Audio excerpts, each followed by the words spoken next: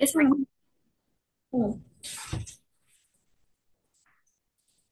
Baik, Bapak Ibu sekalian, sebelum kita lanjut ke materi yang akan disampaikan oleh narasumber, izinkan saya membacakan tata tertib kegiatan webinar kita kali ini. Yang pertama, pastikan perangkat komputer atau laptop atau ponsel Anda tersambung pada internet, dan jika peserta yang mengalami kendala untuk masuk ke ruangan Zoom, harap segera hubungi admin. Kemudian, peserta dimohon untuk tidak mengaktifkan fitur mikrofon saat kegiatan webinar berlangsung. Kemudian, peserta mengisi kehadiran melalui link yang akan di-share oleh admin. Kemudian, ketika webinar berlangsung, peserta dapat bertanya kepada narasumber dengan memanfaatkan kontak chat box Zoom atau melakukan reset hand. Moderator memiliki hak penuh untuk mengatur kelas webinar, serta wajib mengaktifkan kamera kelas Zoom meeting berlangsung atau jika fitur kamera tidak bisa diaktifkan, itu dikarenakan adanya protek dari operator.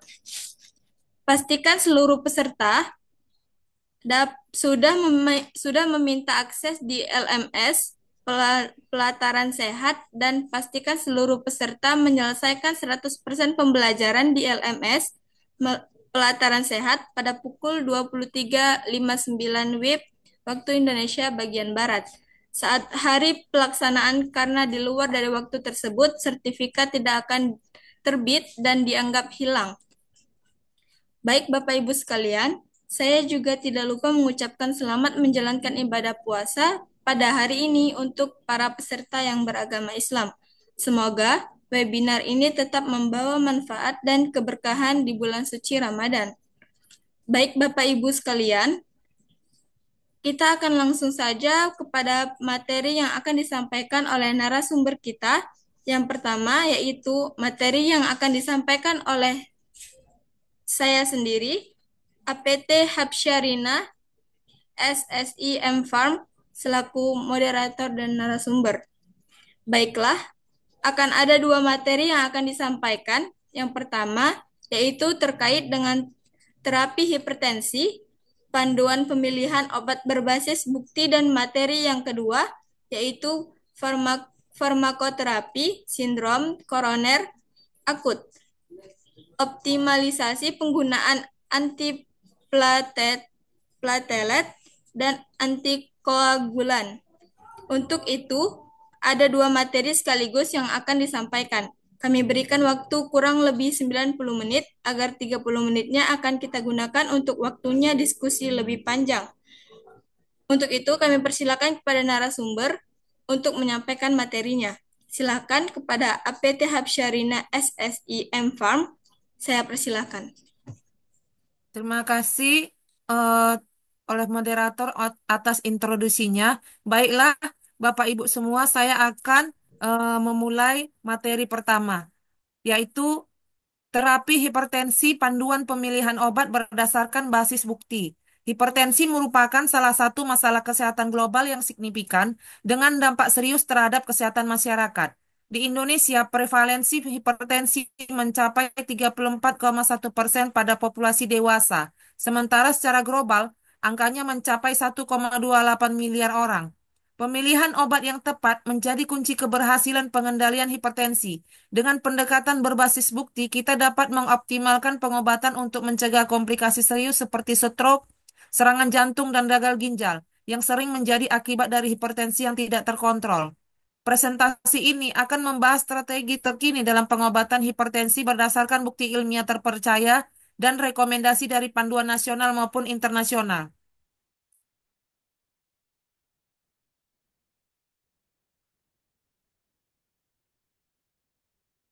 Mekanisme penyakit hipertensi. Sistem renin-angiotensin-aldosteron 1. RAAS memiliki peran krusial dalam regulasi tekanan darah. Ketika terdeteksi penurunan volume darah atau tekanan darah, ginjal melepaskan enzim renin yang mengaktifkan kaskade reaksi menghasilkan angiotensin 2, penyebab vasokonstriksi pembuluh darah. 2. Sistem saraf simpatis. Aktivasi berlebihan dari sistem saraf simpatis menyebabkan peningkatan denyut jantung, kontraktilitas miokard, dan vasokonstriksi perifer yang semuanya berkontribusi pada peningkatan tekanan darah. Kon- Kondisi stres kronis sering memicu mekanisme ini. Tiga, faktor genetik dan lingkungan. Sekitar 30-50% kasus hipertensi memiliki komponen genetik. Riwayat keluarga dengan hipertensi meningkatkan resiko 2-5 kali lipat. Faktor lingkungan seperti diet tinggi garam besar dari 5 gram per hari, obesitas, kurang aktivitas fisik dan konsumsi alkohol berlebihan juga berperan signifikan.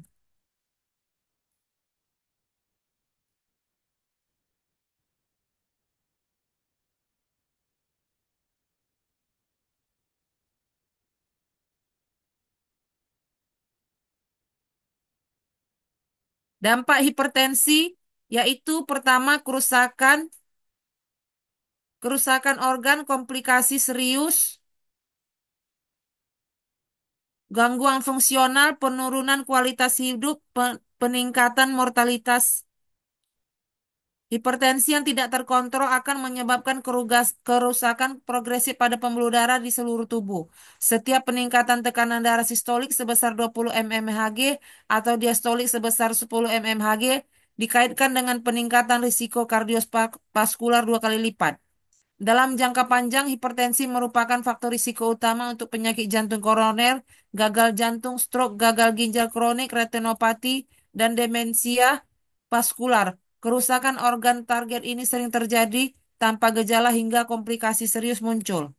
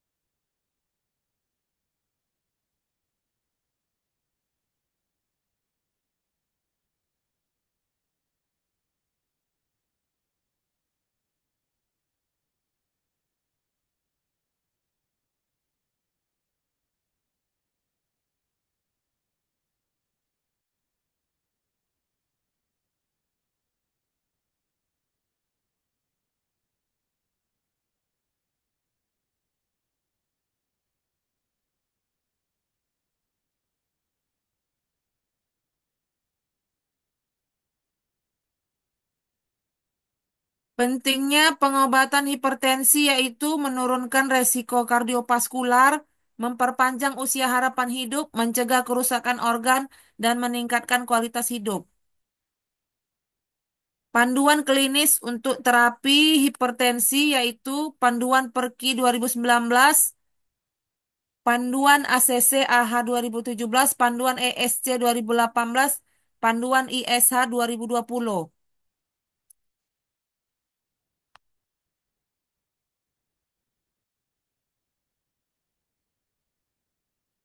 Kualitas bukti dalam pilihan obat level A tertinggi, level B, kan kemudian level C dan konsensus ahli.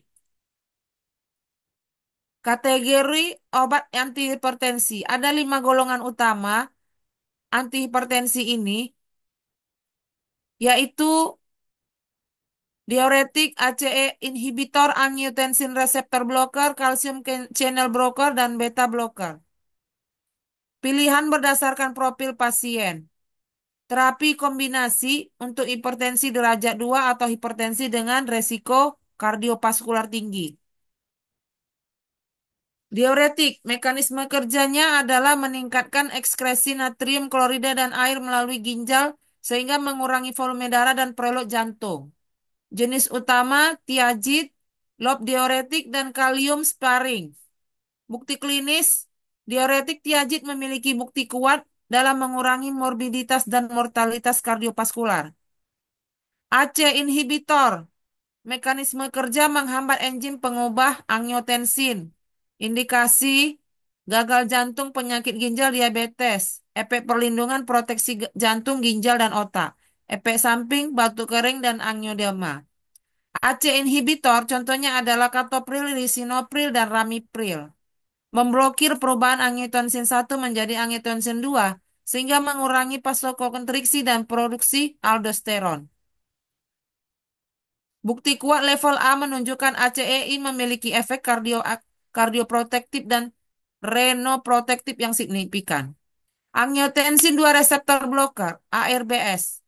Mekanisme kerjanya adalah memblokir reseptor AT1 dari angiotensin 2, mencegah efek vasokonstriksi dan retensi natrium tanpa mempengaruhi metabolisme bradikinin. Keunggulan dibanding ACEI, ARB memiliki profil efek samping lebih baik dibanding ACEI. Tidak menyebabkan batuk kering dan resiko angioedema lebih rendah. Tingkat kepatuhan pasien lebih tinggi karena tolerabilitas yang lebih baik. Beta blocker bekerja dengan memblokir reseptor beta adrenergic, menurunkan denyut jantung, kontraktilitas miokard, dan curah jantung. Mereka juga menghambat pelepasan renin dan ginjal, mengurangi aktivitas sistem renin angiotensin aldosteron. Calcium channel breaker, calcium channel blockers, bekerja menghambat masuknya ion kalsium ke dalam sel otot polos, pembuluh darah, dan miokard.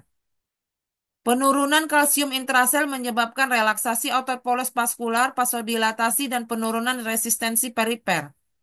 Terdapat dua subkelas utama, dihidropiridin dan non-dihidropiridin. Amlodipin memiliki waktu paruh panjang 24 jam sehingga cukup diberikan 1 kali sehari. Ideal untuk kepatuhan jangka panjang. Diltiazem dan verapamil memiliki efek tambahan untuk mengontrol aritmia supraventrikular dan takikardia. Pilihan kombinasi obat, prinsip SPC, single pill combination memberikan beberapa obat dalam satu tablet. Kombinasi optimal ACIE ARB tambah CCB atau diuretik. Bukti klinis, studi accomplish kombinasi ACIE tambah CCB lebih baik. Keuntungan meningkatkan efikasi dan kepatuhan. Kriteria pemilihan obat, efikasitas klinik, profil efek samping, dan pertimbangan ekonomi. Pengaruh usia dan komorbiditas. Pada dewasa muda, kecil dari 55 tahun, usia pertengahan 55 sampai 65 tahun, lansia lebih besar dari 65 tahun, dan sangat lansia besar dari 80 tahun. Hipertensi pada lansia, lansia mengalami perubahan fisiologis seperti kakuan arteri, penurunan fungsi ginjal, dan perubahan homeostasis baroreseptor. Sehingga harus diperlukan pemilihan obat yang memiliki bukti kuat untuk lansia dan membuat target tekanan darah, serta pertimbangan khusus. Monitor efektivitas pengobatan. Pemantauan tekanan darah yang teratur merupakan kunci keberhasilan terapi. Manajemen efek samping, batuk kering akibat ACII sering terjadi pada 50% pasien Asia. 10% terjadi edema perifer akibat CCB. 5% hiponatremia akibat diuretik. Hiperkalemia 3%.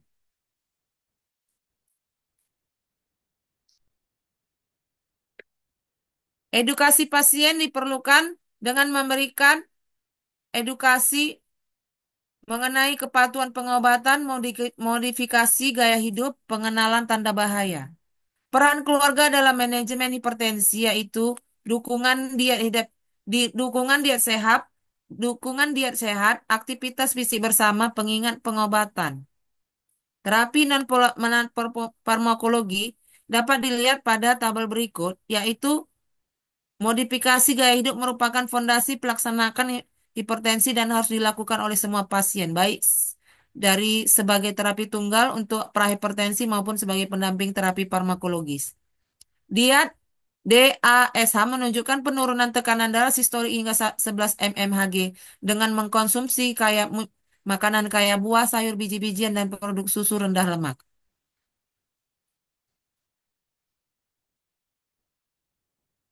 Rencana perawatan individual, stratifikasi risiko, target terapi, algoritma pengobatan. Penanganan hipertensi resisten, evaluasi penyebab dan penanganan. Bukti terbaru dalam terapi hipertensi, pergeseran target tekanan darah melalui studi PRIN dari kecil dari 120 mmHg dibandingkan target standar kecil dari 140 mmHg.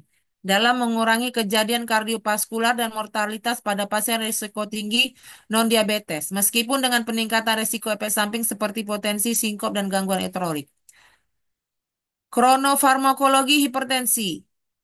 Pemberian obat antihipertensi pada malam hari dapat mengurangi risiko kejadian kardiovaskular dibandingkan dosis pagi. Kombinasi dosis rendah. Memanfaatkan 4 antihipertensi dosis rendah, seperempat dosis standar dalam satu pil menunjukkan efikasi yang baik dengan efek samping minimal penelitian awal. Terapi intervensi. Terapi intervensi seperti denervasi ginjal via kateter sedang dievaluasi kembali setelah hasil positif dari uji klinis terbaru. Tantangan dalam manajemen hipertensi, kepatuhan pengobatan, inersia klinis, ketersediaan obat, hambatan sistem kesehatan.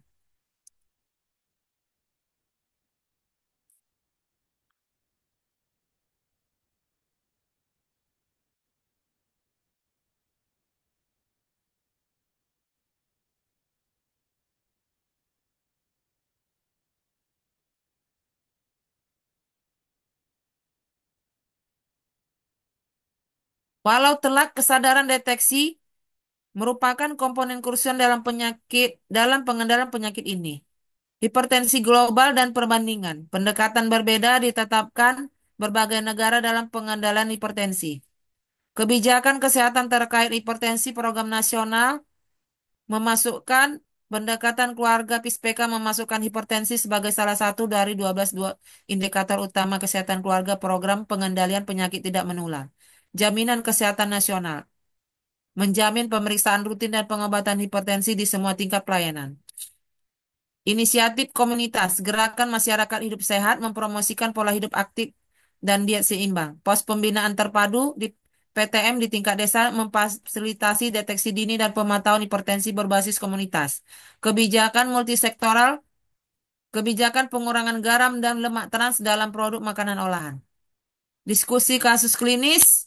Berdasarkan data klinis, Nyonya Siti menderita hipertensi derajat 2 dengan faktor risiko tambahan diabetes dan proteinuria yang menunjukkan kerusakan organ target awal. Rekomendasi yang paling sesuai adalah memulai dengan kombinasi dua obat dan dari awal inisiasi terapi kombinasi. Pilihan optimal adalah kombinasi ARB dengan CCB. ARB misalnya termisartan dipilih karena efek renoprotektif yang penting untuk pasien diabetes dengan proteinuria. CCB misalnya amlodipin ditambahkan untuk efek sinergis dalam menurunkan tekanan darah. Jika target tekanan darah kecil dari 130 sampai 80 mmHg untuk pasien diabetes dengan proteinuria belum tercapai setelah 4 sampai 6 minggu, pertimbangkan penambahan diuretik tiazid like seperti indapamid. Pertanyaan, bagaimana pemilihan antihipertensi pada pasien dengan gangguan ginjal? Pada pasien dengan penyakit gangguan ginjal kronik, ACII ARB menjadi pilihan utama karena efek renoprotektif. Namun perlu monitor fungsi ginjal dan kalium. Jika GFR kecil dari 30 ml, diuretik tiazid dapat kurang efektif dan mungkin perlu diganti dengan diurep loop. Obat apa yang aman untuk hipertensi dalam kehamilan? Metyldopa merupakan pilihan utama pada trimester pertama. Labetalol dan nifedipin juga relatif aman pada trimester kedua dan ketiga. ACEI dan ARB kontraindikasi absolut pada kehamilan karena resiko malformasi janin dan gagal ginjal neonatal.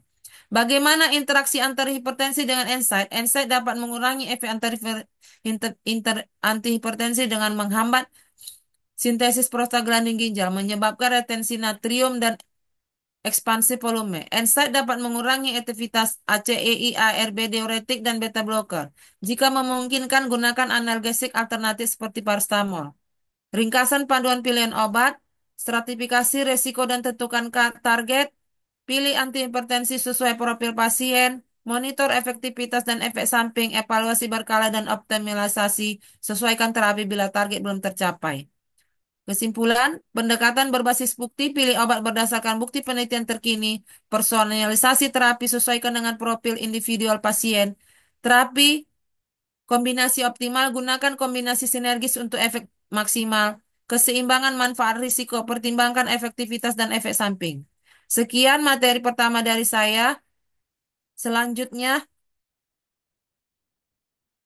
saya lanjutkan materi yang kedua.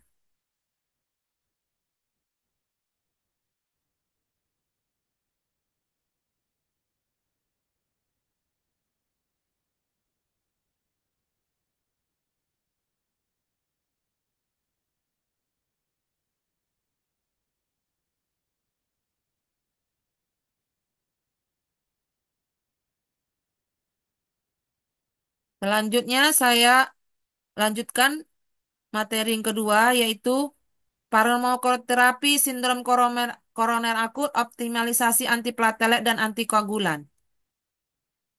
SKA adalah kondisi gawat darurat jantung terjadi akibat penurunan mendadak aliran darah ke jantung. SKA merupakan penyebab kematian tertinggi.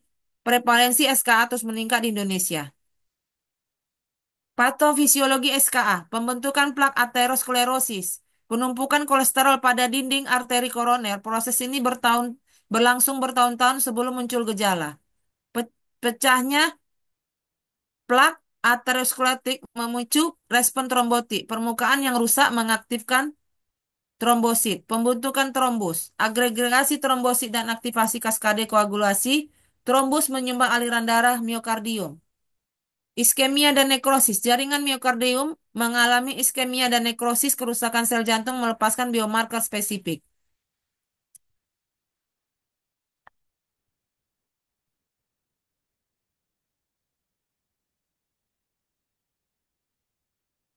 Klasifikasi SKA terdiri dari tiga yaitu STEMI, infak miokard dengan elevasi segmen ST, NSTEMI, infak miokard tanpa elevasi segmen ST, UAP, anginopektoris tidak stabil, gejala iskemia tanpa pelepasan biomarker nekrosis miokard.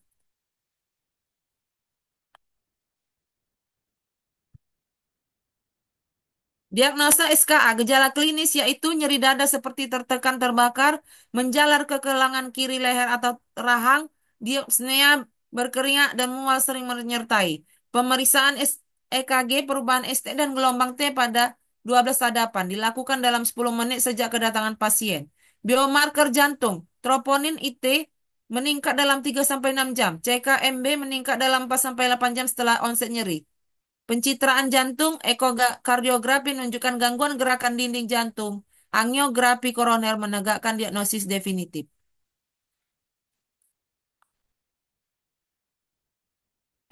Penata laksanaan umum SKA, oksigenasi, manajemen nyeri, stabilisasi hemodinamik, revaskularisasi.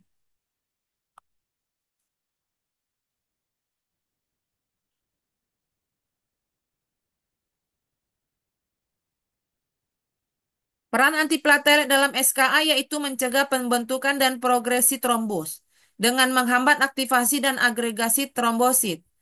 Tempat aksi jalur COX-1, reseptor P2Y12, reseptor PAR1G4, 2B3A. Kelas obat aspirin, P2Y12 inhibitor, GP, 2B3A inhibitor, PAR1 antagonis. Aspirin, mekanisme kerja menghambat enzim COX-1 secara irreversibel. Dosis 150-300 mg tablet kunyah. Dosis maintenance 75-100 mg sekali sehari, onset kerja 30 menit, kunyah 2-4 jam, oral biasa.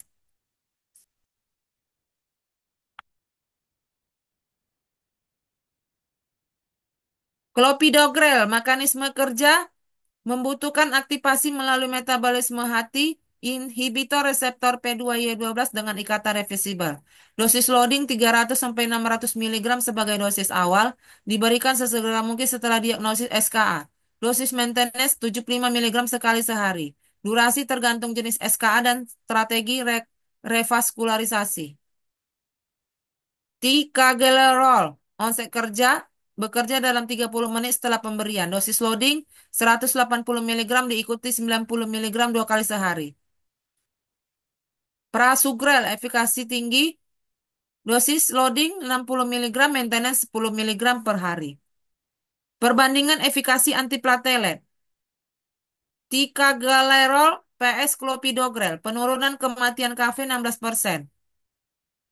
Prasugrel PS clopidogrel, penurunan kejadian iskemik 19%. Ticagrelor PS Prasugrel superior untuk MACE. Cangrelor PS clopidogrel, penurunan kematian dan MI 22%. Strategi dual antiplatelet terapi. Standar aspirin tambah P2Y12 inhibitor, kombinasi paling umum untuk semua jenis SKA. DAPT diperpanjang durasi 12 bulan untuk resiko trombosis tinggi dan resiko pendarahan rendah.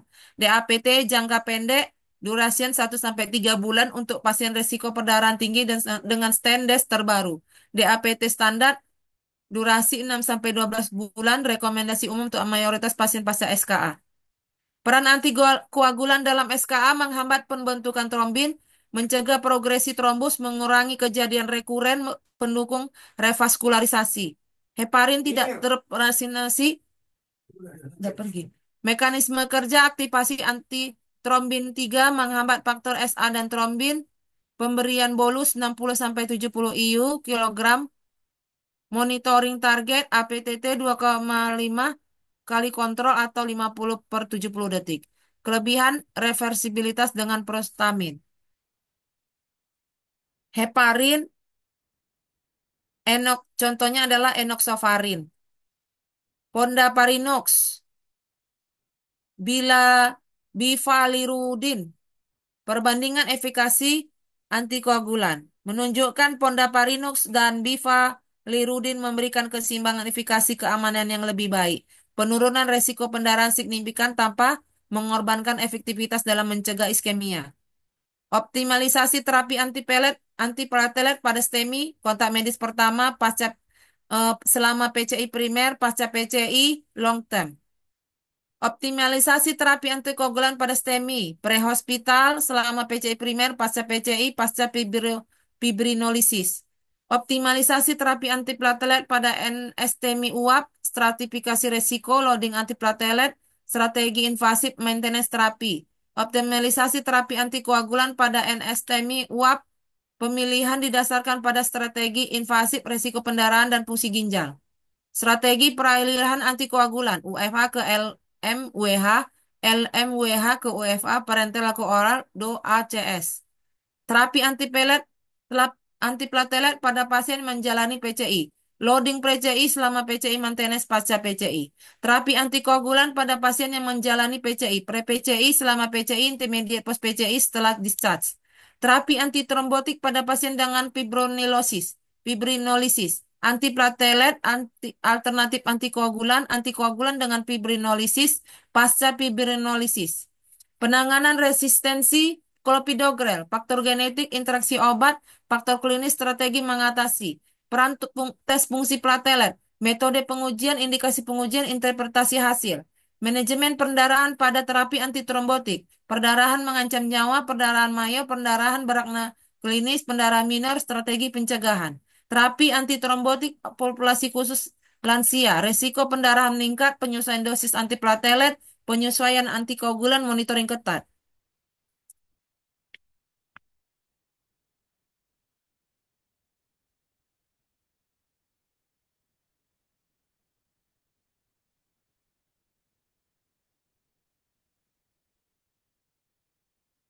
Terapi antitrombotik pada populasi khusus gagal ginjal.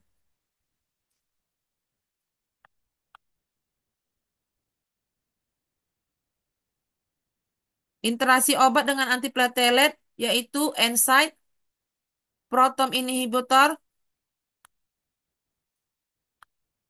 statin, dan herbal.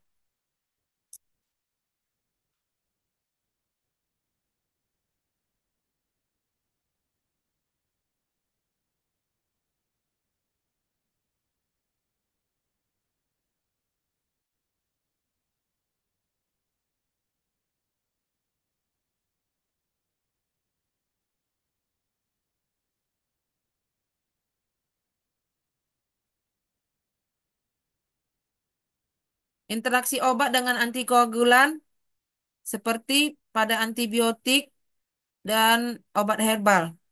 Monitoring terapi antiplatelet yaitu monitoring klinis, monitoring laboratorium dasar, tes fungsi platelet, tes genetik. Monitoring terapi antikoagulan, heparin tidak tervaksinasi, LMWH, Fondaparinux, bifalirudin.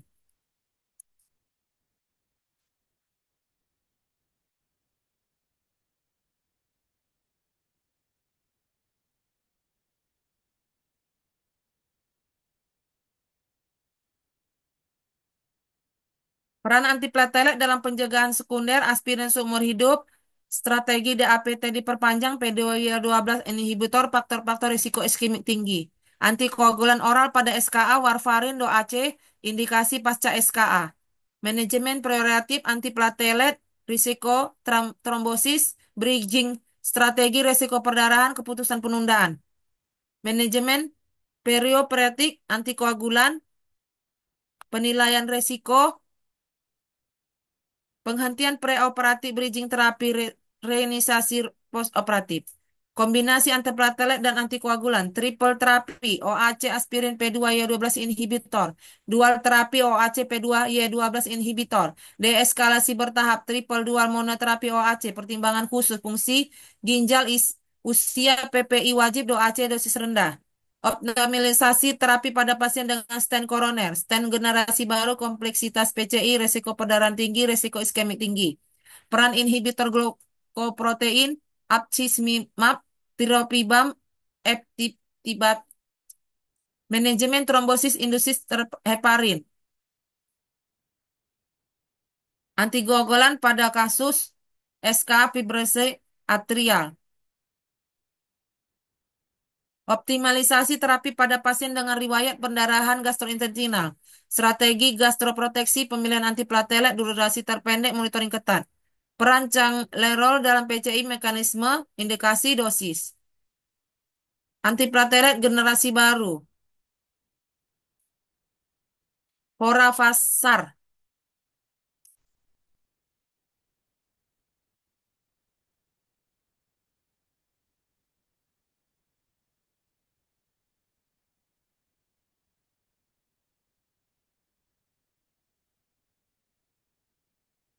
Strategi terapi antiplatelet, indikasi deeskalasi, waktu optimal, strategi guided, strategi unguided.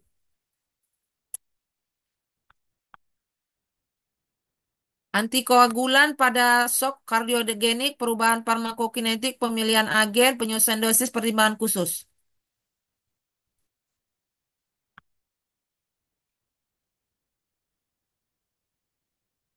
Optimalisasi terapi pada pasien berat badan ekstrim, obesitas, penyesuaian antiplatelet, penyesuaian antikoagulan.